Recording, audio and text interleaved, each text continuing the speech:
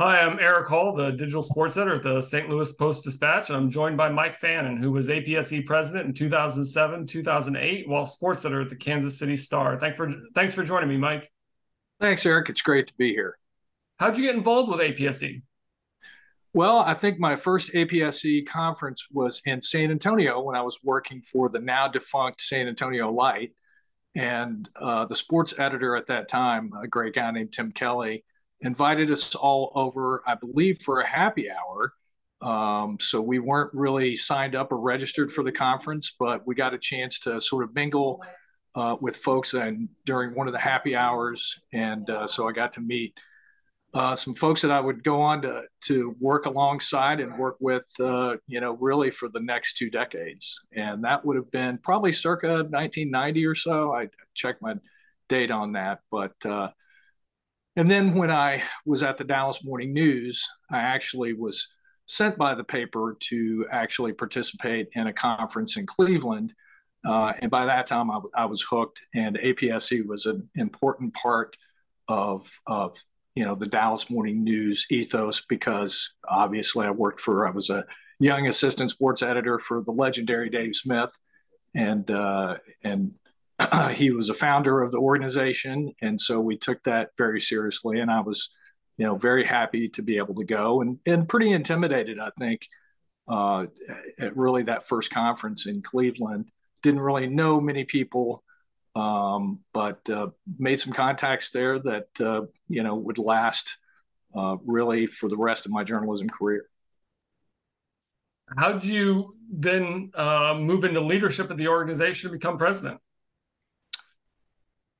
It's a good question. Well, it was kind of a weird situation because somebody had stepped away. I don't remember precisely what the circumstances were, but I had been regularly going every year as the sports editor of the Kansas City Star.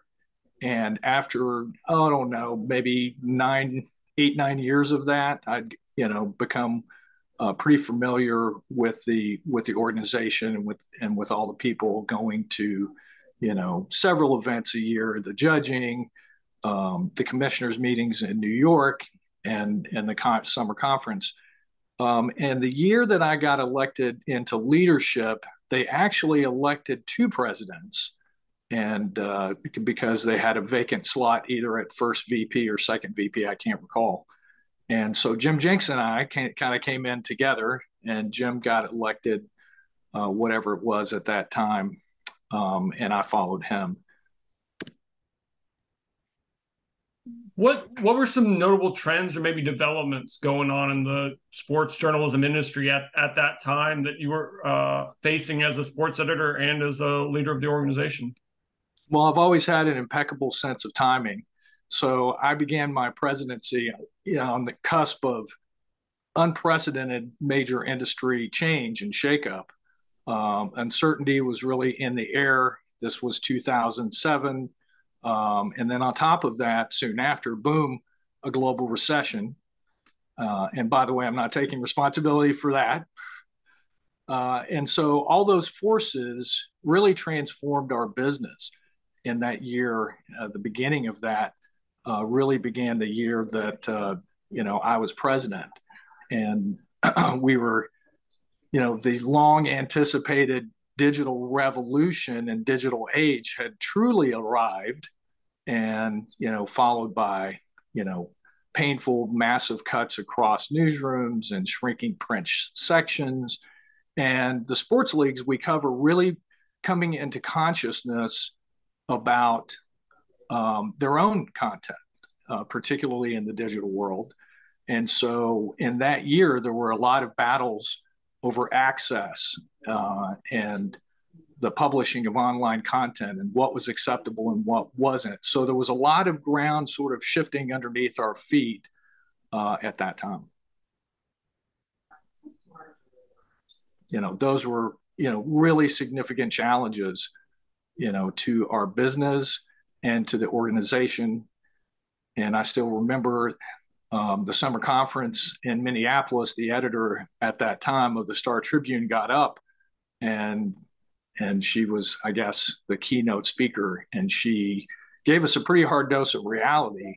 And I'm not sure everyone in the room, including myself, really understood at that time what was coming and how challenging it would be, because I kind of think that in that time we had faced, you know, monumental shifts and also um, really challenges that our predecessors hadn't quite faced. It was, as I said, unprecedented shift in the industry. And so APSE, like many other organizations and like many news organizations across America, was trying to figure all that out in real time. What what was some of the response, I guess, that you had, and how did you try to handle those? What I remember from that time is talking to lawyers a lot because the NFL was trying to limit how much, for instance, video content that we could publish on a daily basis. So aside from just the sort of grueling nature of serving, in APSC while also doing your day job, there were a lot of unscheduled trips to New York, for instance. And I remember walking into those rooms with Paul Tagliabue before that, but then Roger Goodell, for instance, to really work on the issue of what rights we had in that area of content distribution. Because again, those leagues were beginning to awaken to the potential of publishing their own content.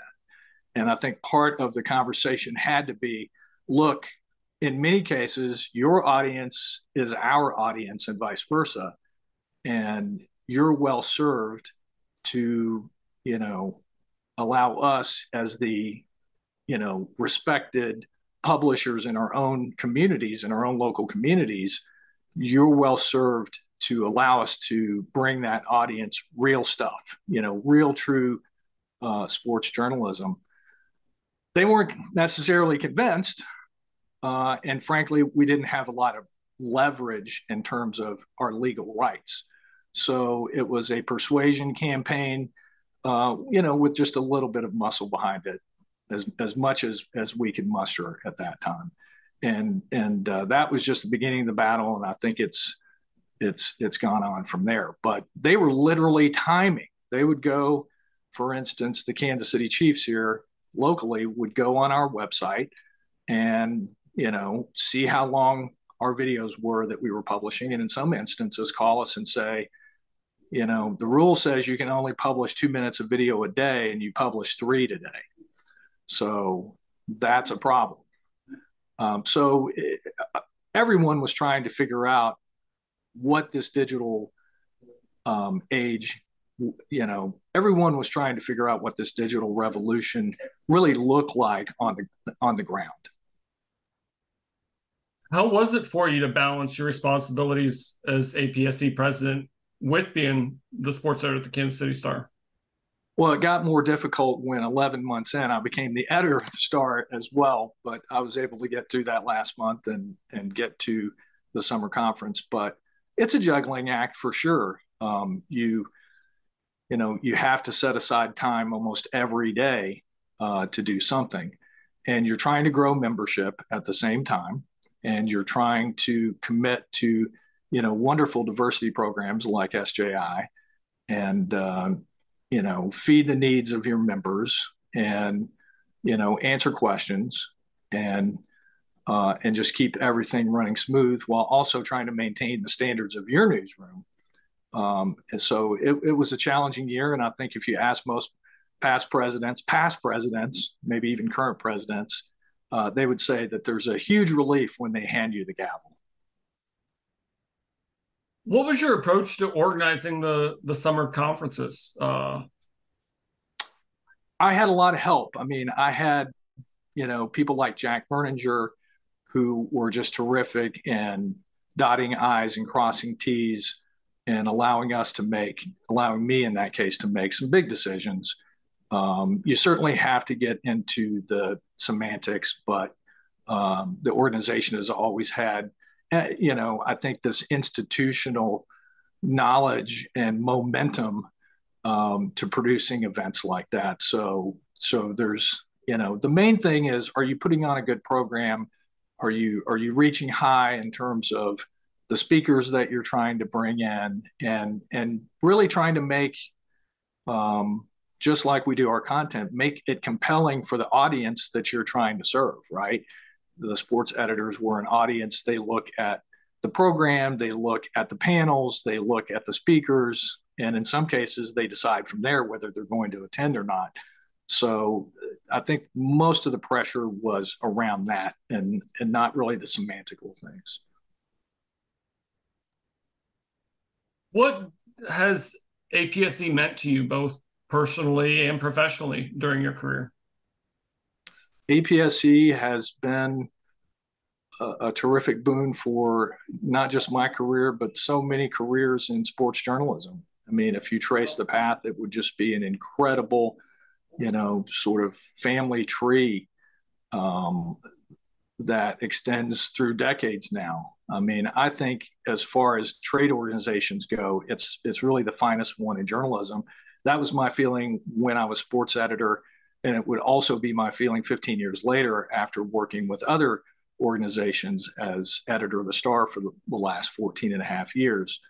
APSE demanded and got the best out of many of us. We came for the competition, but we also got collective strength and camaraderie in the bargain.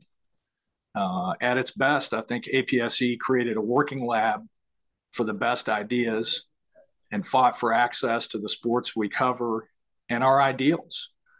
And then programs like SJI really placed APSE ahead of its peers and helped necessarily diversify our newsrooms, although a lot of work, remains ahead. Sorry, Leon, you can't ever retire. Uh, yeah, he's still going at the athletic. You talk a But lot I about. mean, and just to further underline that, I wouldn't have the career that I have, that I've had. I wouldn't have the career that I've had without APSC. It felt like family, really at its very best. At its worst, it was a little cliquey and sometimes a little too much like the PTA, where you can't really separate out the good parents from the bad parents. Sorry, I'm being a little snarky here, but you know, um, it was aspirational in a way that I think allowed all of us to channel, our own ambitions. And I think the best thing I could probably say is I think it raised the level of coverage and improved it across the country. And it was a shelter, for all of us to, when we got together to put all those kinds of competitive fires, which were stoked pretty hotly in my era of coming up through the newspaper business. It allowed us to sort of, put a lot of that aside and see each other as people, and to make friendships that would last, really, for life. Do you have any particular stories about some of those friendships, or even just experiences at conference and conventions? Too many to probably get into. I'd be remiss if I didn't mention Chris D'Amico, the longtime sports editor of the Newark Star Ledger, who I almost went to work for in 1999 as his deputy, and instead became the editor of the Star. I had a lot of great friends, and he was really at the top of that list, and he passed a few years ago, and I'm sad that he's not here to be part of this. And people like Celeste Williams, another great friend, who just took the Fort Worth Star Telegram sports department to heights it had never known. These were great friends on the playing field and off. And then just a ton of great people like George and, Gary Howard, who I have to say, my probably finest moment in APSE was teaching Gary Howard my jump shot. He was a good student and a fast learner. Um, so, He'll like that, Eric, by the way. He'll love that.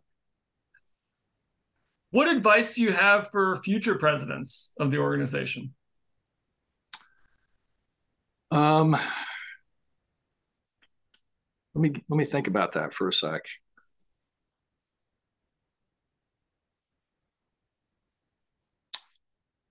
I would say stay committed to the organization and separate out your job from the demands of that job because those are two different things, and you have to compartmentalize. But it's service work that you're doing here, and it pays dividends, and it helps people, and you'll be proud later. But be patient through all the challenges and trials and the weekends and all the extra work that kind of gets ladled on top of you. But you're doing this for a really great cause. Is there anything else you'd like to add, Mike? I don't know, Eric. I think that's it. Do you have any other questions? I'm good. Well, thanks so much for your time. I really appreciate it.